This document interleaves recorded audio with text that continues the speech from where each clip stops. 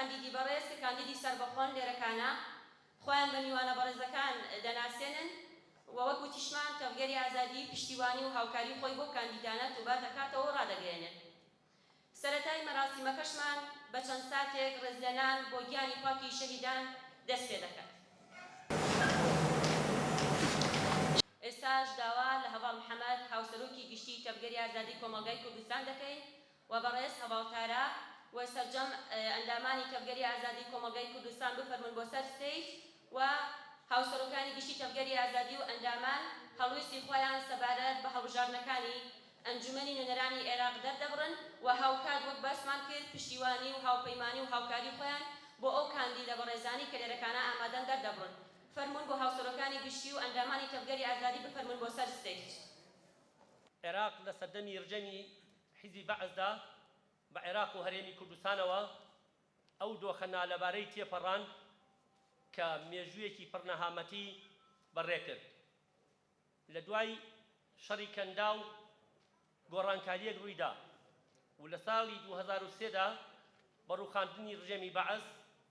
گۆڕانکاریەکان قۆناغێکی تری بەخۆیەوە بینی. بەڵام نە لەو قۆناغە و نە لە سەردەمی ڕژێمی بەعزدا ئاهێک بە بەری خەڵکی عێراقدا نەهاتەوە و لە دوای 2003 و لە 2005ەوە کە پرۆژەی دەستوری عێراق پەسەند کرا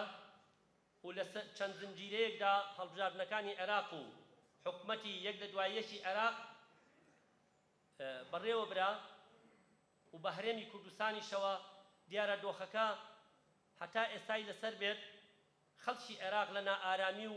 لە نائیستیقراریدا ژیان دەکەن. و لە ئێستادا پێویستە عێراقیەکان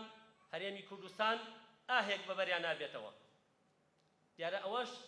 ڕەنگە بۆ چارەسەرکردنی ڕیشەیی پێویستی بە شۆڕچێکی دیموکراتی هەبێت.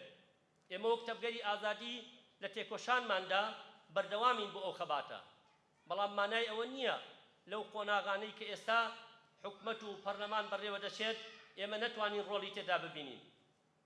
لەو چوارچێوەیەدا باوەڕیمان وایە وەک لە هەندێک شوێنی دنیا ڕوو دەدات هەموو ئەو حیزب و لایەن و کەسانەی کە سۆز و بەڵێن دەدەن ناتوانن خزمەتی کۆمەلگای خۆیان بکەن، ناتوانن سۆزەکانی خۆیان بەرلەسەر، بۆیە لە هەڵبژاردنەکانی داهاتوویاندا لە زۆر شوێن کە کۆمەلگاکەیان تا ڕادەیەک وشیارترن سزا دەدرێن و هەندێک حیزب هەیە تا حەدی بچووکبوونەوە لە ڕێژەی دەنگەکاندا شکست دەخوات. بەڕێزانە وتان ئەزانن کە تەڤگەری ئازادی کۆمەڵگەی کوردستان وەکو بزوتنەوەیەکی سیاسی کۆمەڵایەتی ئەخلاقی ئۆپۆزیسیۆنێکی دیموکراتی هەمیشە خاوەن پرۆژە و هەڵوێستی خۆی بووە لە هەموو بۆنە و لە هەموو یاد و لە هەموو ڕوودا و ڕۆژە بەجیاوازەکاندا تەڤگەری ئازادی خاوەن ڕای خۆی بووە و بە شێوەیەکی بەردەوام پرۆژەی هەبووە، پرۆژەی پێشکەش کردووە لە هەموو بوارە جیاجیەکاندا. ئەوەی کە دەبینین ڕخنەی هەموو لایەکمان هەیە لەو نوێنەرانەی یاخود لەو حزب و لایەنە سیاسیانەی کە نوێنەرایەتی گەلی باشووری کوردستانیان کردووە بە تایبەتی لە پەرلەمانی عێراقدا پێمان وا بووە کە زۆر کەم توانراوە نوێنەرێکی ڕاستەقینە بنێرێتە پەرلەمان. تەڤگەری ئازادیش وەک هەمیشە پرۆژەیەکی ئامادە کردووە، پرۆژەکە لە بەردەمی بەڕێستان و ڕاگەیاندنەکانە و لە ڕۆژانی داهاتوو لە ڕاگەیاندنەکانەوە بڵاوەکرێتەوە. لەم پرۆژەیەدا لە هەموو بوارە جیاجیەکانی سیاسی، ئابووری، پەیوەندی، ئیداری، بواری ژنان، گەنجان، بودجە و مافی هاوڵاتی، سیستەمی پەروەردە و تەندروستی و هەموو بوارەکانی دیکە لە پرۆژەی تەڤگەری ئازادیدا جێگەی بۆ کراوەتەوە و پرۆژەی خۆمانمان پێشکەش ڕای گشتی کردووە و دەکەین و لەو چوارچێوەیەدا تەڤگەری ئازادی بە هەستیاریەکی زۆرەوە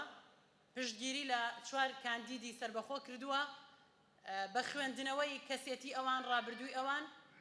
و بە قبولکردنی پرۆژەی تەڤگەری ئازادی و لە هەمان کاتا پرۆژەی خودی کاندیدەکانیش بۆ تەڤگەری ئازادی جێگەی بایەخ و جێگەی گرنگی پێدان بووە.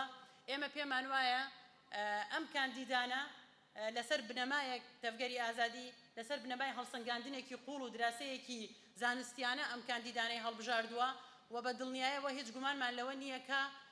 ئەو کاندیدانەی تەڤگەری ئازادی هەڵی بژاردوون بۆ ئەوەی پاڵپشتیان بکا بۆ ئەوەی پرۆژەی خۆی لە ڕێگەی ئەو کاندیدانەوە بگەێنێتە پەرلەمان وەکو نوێنەرێکی گشتی گەلی کورد بیانێرێتە پەرلەمان و بێگومان نەک تەنها گەلی کورد ئەو کاندیدانە هەڵگری بیر و فەلسەفەیەکن کە بۆ تەواوی گەلان و پێکاتەکانی عێراق تێکۆشانەکەن لە پەرلەمانی عێراقدا